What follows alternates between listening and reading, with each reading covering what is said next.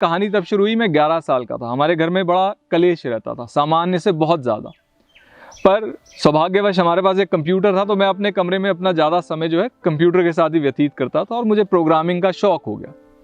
बाद में यही शौक़ पेशे में तब्दील हो गया और कॉलेज के साथ साथ मैंने फ्रीलांस काम करने शुरू कर दिए। तो मैं प्रोजेक्ट्स वगैरह ले लेता था, तो मेरी एक एक्स्ट्रा पॉकेट मनी बन जाती थी। मैं 21 का था, तो मैं कुछ क्लाइंट्स को ईमेल लिख रहा था कि भाई ये मेरे नए प्रोजेक्ट्स हैं, आपके पास इससे रिलेटेड कुछ काम है तो आप मुझे बताइए। काम अक्सर मैं ढूंढता रहता था।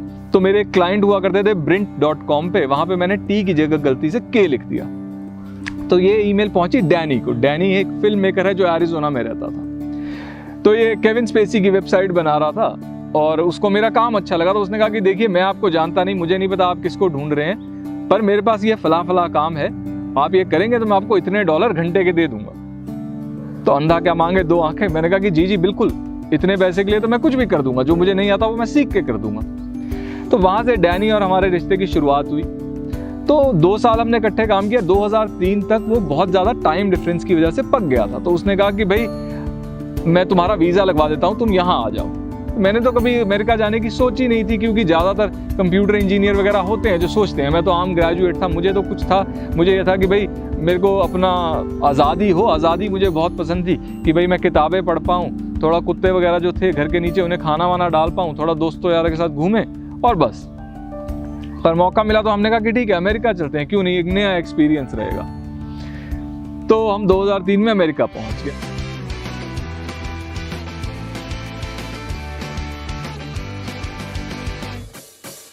वहां पहुंचे तो जो सबसे बड़ा फर्क था कि भारत में तो मैं आज़ाद था, मैं चाहे काम करने से मैं नहीं घबराता था, पर यह था ना कि अपनी शर्तों पे काम करता था। चाहे 2 नाइट लगा ली, फिर उसके बाद 2 दिन काम नहीं किया। पर वहां अब रोज 8 घंटे की नौकरी थी। तो मैंने डैनी से भी ये शेयर किया कि डैनी मुझे तो नौकरी करने की आदत नहीं है। उसने कहा भाई थोड़ा टाइम तुम ट्राई करो। हम लोग एक सॉफ्टवेयर बेचा करते थे और हमने कह रखा था कि भाई एक्सीलेंट कस्टमर सर्विस के लिए कि हम आपको 6 घंटे में डिलीवर कर देंगे। तो मैं इससे उकता गया, तो मैंने एक और सॉफ्टवेयर लिखा कि जिससे जो सारा जो प्रोसेस है कि पेमेंट आनी, सॉफ्टवेयर का जाना, ये ऑटोमेट हो जाए। तो ये होते होते ये चीज़ एक अपनी कंपनी में तब्दील हो गई। तो मैं जब लगभग 30 का था तो ये कंपनी उस मुकाम पे पहुंच गई जहां मुझे इसको बहुत कम टाइम देना पड़ता था, और जो मेरा गोल था कि मेरा रहने का खाने का खर्चा चल जाए और मुझे अपने दिन के 8 घंटे बेचने ना पड़े, तो मैं उस मुकाम तक पहुंच गया। उस मुकाम तक पहुंच गया। मेरा लाइफस्टाइल कुछ ऐसा था, मैं एक अच्छे नेबरहुड में, हिस्टोरिक डिस्ट्रिक्ट था, वहाँ हमने घर ले लिया। वहाँ से सुबह निकलता मैं एक कैफ़े में जाता, थोड़ा टाइम लाइब्रेरी स्पेंड करता, किसी अच्छी जगह लंच करते, घर आता, थोड़ा टीवी देखा, एक्सबॉक्स खेला, घूमने चले गए, कहीं थाई रेस्टोरेंट खाने चले गए, सो गए, अगले दिन रिपीट। तो मज़े तो बहुत आ रहे थे, पर मैं खुश नहीं था। तो मैंने कहा यार अब करें तो क्या करें। थोड़ा मैंने आसपास वालों को देखा, तो देखा भाई लोग क्या है, अपने आप को गोल देते हैं। अब कई लोग तो जो है वो उस गोल तक पहुंच नहीं पाते, वो एक ट्रेडमिल में फंसे रह जाते हैं, जिसे आप रैट रेस कहते हैं, उसमें फंसे रह जाते हैं और इसमें उनकी जिंदगी खत्म हो जाती है। कई लोग होते हैं सौभाग्यशाली होते हैं, भगवान की कृपा से अपने दिए हुए गोल पे पहुंच जाते हैं।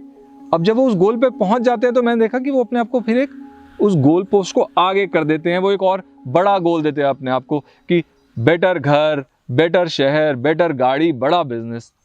तो मैंने कहा यार ये तो दोनों ही ऑप्शन ठीक नहीं है। अब मैं अपने आप को एक नया गोल दे देता हूँ तो या तो मैं एक ट्रेडमिल में फंस जाऊंगा, या मैं जब उस गोल तक पहुंच जाऊंगा फिर मेरे को अपने आप को नया गोल देना पड़ेगा। तो क्या यही जिंदगी का अर्थ है?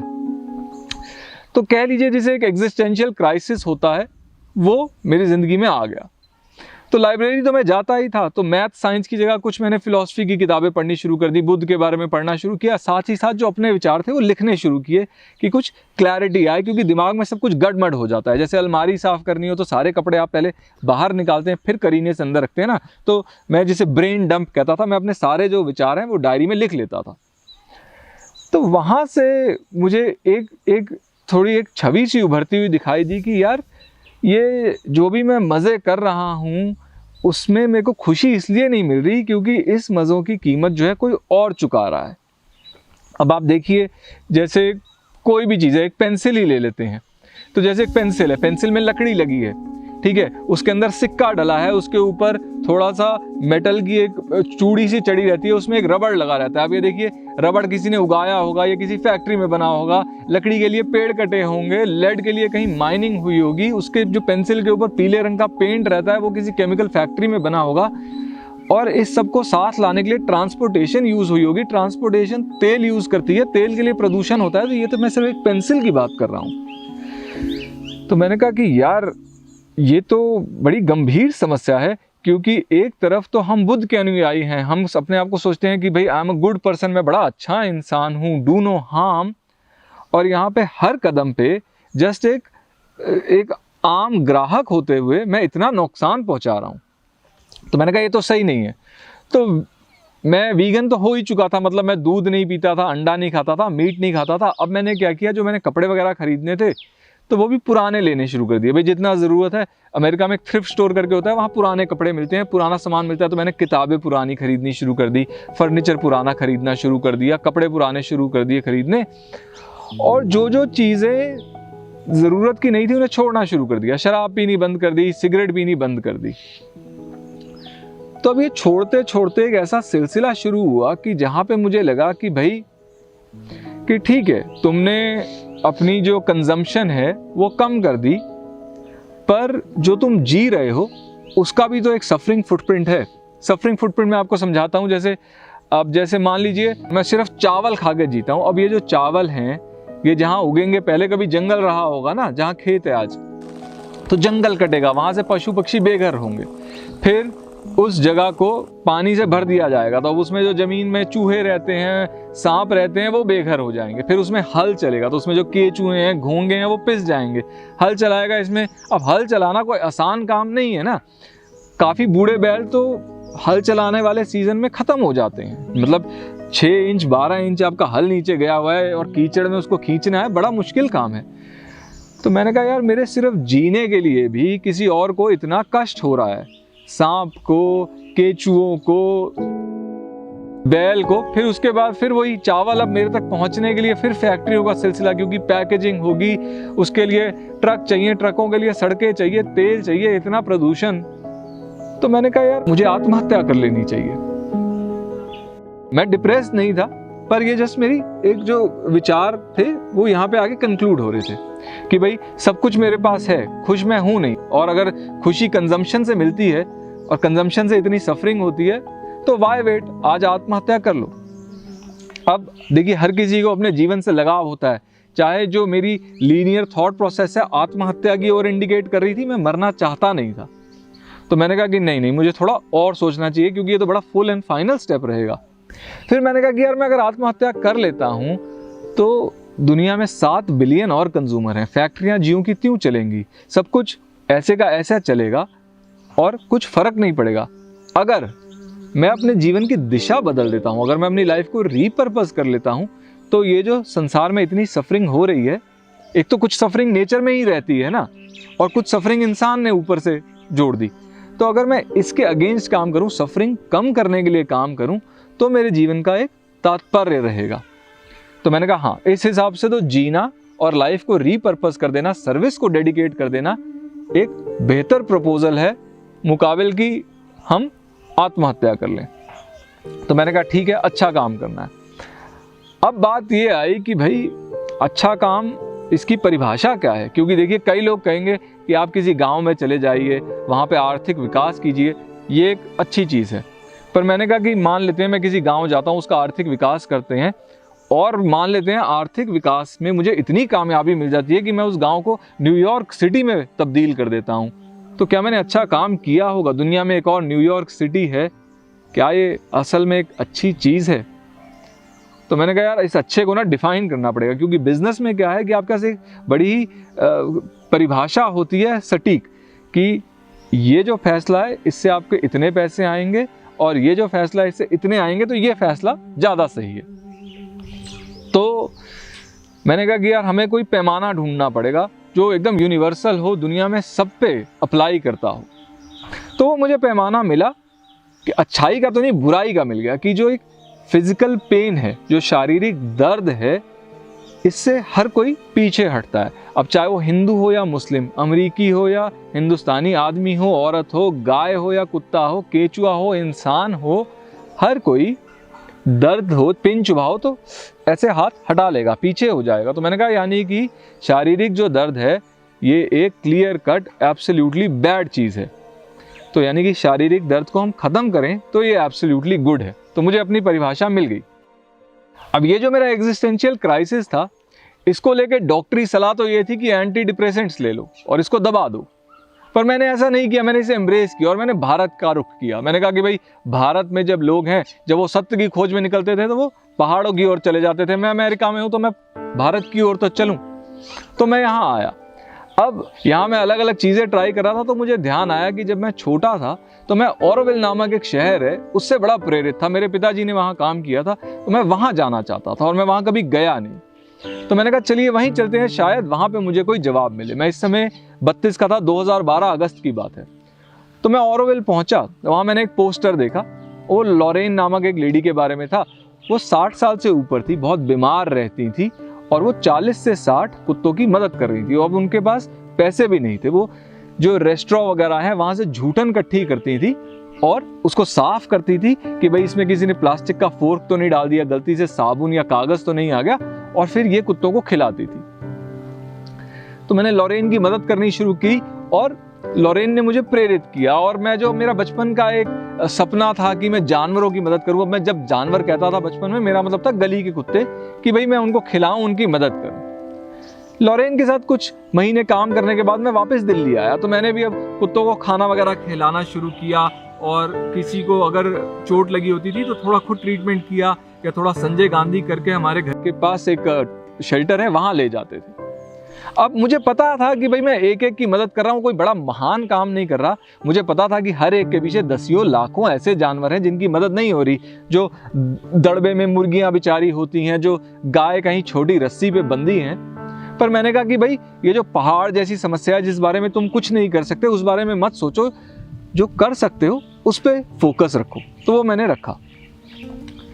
अब इसी के साथ साथ एक चाहत थी, ये काम से रिलेटेड नहीं था, एक चाहत थी, एक रोमांटिक सपना कह लीजिए कि भाई शहर में नहीं रहना, शहर से बाहर रहना है।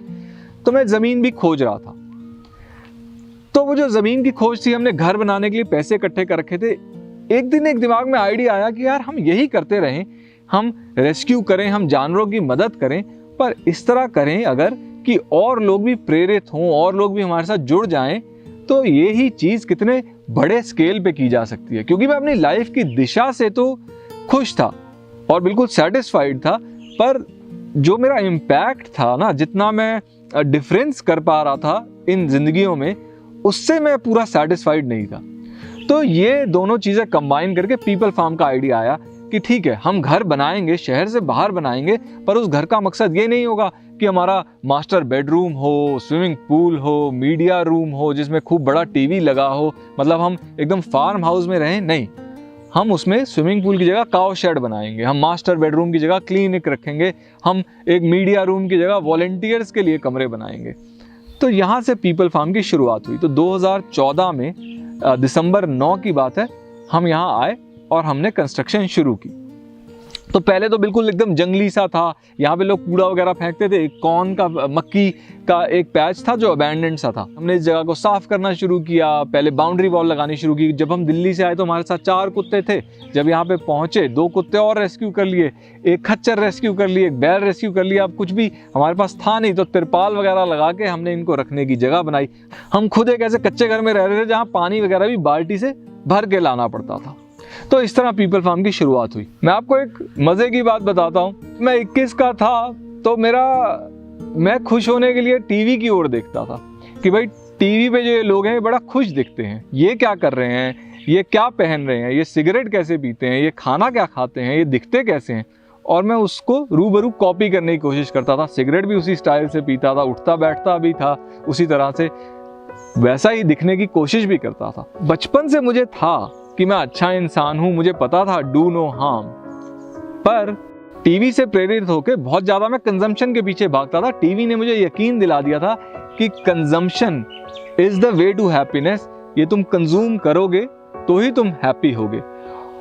और मुझे लगता है कि हमारे अंदर एक खोखलापन होता है जिसको हम कंज्यूम करके भरने की कोशिश करते हैं। तो अब खैर फिलहाल ये मेरा भ्रम तो टूट चुका था, और जब मैंने ये कंजम्पशन छोड़ के अपने से बड़ा एक मुद्दा चुना जीने के लिए, तो ऐसा लगा जैसे कि किसी ने मेरा हाथ थाम लिया और उस हाथ की मदद से मैं उस खड्डे से बाहर निकला हूं। और कंज्यूम ना करना और अच्छे काम करना दोनों ही साथ साथ चलते हैं, बड़ा ही हैंड इन हैंड चलते हैं, क्योंकि जब आप अच्छे काम करते हैं तो आपके पास टाइम ही नहीं बचता कि आप कंजम्पशन के बारे में सोचें, तो वो खोखलापन रहता ही नहीं जिसे आप भरने की कोशिश करते हैं। तो अब ये जो चेंज है, ये जो बदलाव मेरी जिंदगी में आया, ये आसान नहीं था, क्योंकि होता क्या है, समाज के प्रेशर के चलते, टीवी के चलते, फैशन के चलते हमारा दिमाग प्रोग्राम सा हो जाता है। हम ये जो कंफर्ट है, कन्वीनियंस है, प्लेजर है, मतलब जो सुविधाएं हैं और जो मजे करने की प्रवृत्ति है, इसको खुशी से जोड़ना शुरू कर देते हैं। मतलब ये चीजें हमें खुश करती नहीं है, पर हमें लगता है ऐसा कि ये चीजें हमें खुशी देती हैं, तो हम वो चीजें करते हैं जो हमें अच्छा महसूस कराती हैं बनिस्बत की वो जो चीजें अच्छी हैं। तो अब इसको रीप्रोग्राम करना आसान नहीं था। तो वही, जैसे कोई भी चीज आप करते हैं कि आप धीरे धीरे करते रहिए और प्रैक्टिस करते रहिए, one small step at a time, और फिर ये चीजें हो जाती हैं। तो जैसे मैंने पहले दूध छोड़ा, अंडा छोड़ा, फिर पुराने कपड़े खरीदने शुरू करे, फिर सिगरेट छोड़ी, फिर शराब छोड़ा, मतलब one step at a time, और प्रैक्टिस करते करते आप अपने दिमाग को रीप्रोग्राम कर लेते हैं। तो खैर मेरे सफर की शुरुआत इसलिए हुई थी कि मैं खुश नहीं था। खुशी तो मुझे मिली नहीं, पर मुझे जीने का एक मुद्दा मिल गया, और उस मुद्दे के चलते चलते मैं कहूँगा करीबन 2 साल पहले एक ऐसी बड़ी ही डीप सेटिस्फैक्शन या कंटेंटमेंट मुझे मिल गई जो मुझे लगता है किसी भी खुशी से बड़ी है, क्योंकि ये मुझसे कोई छीन नहीं सकता।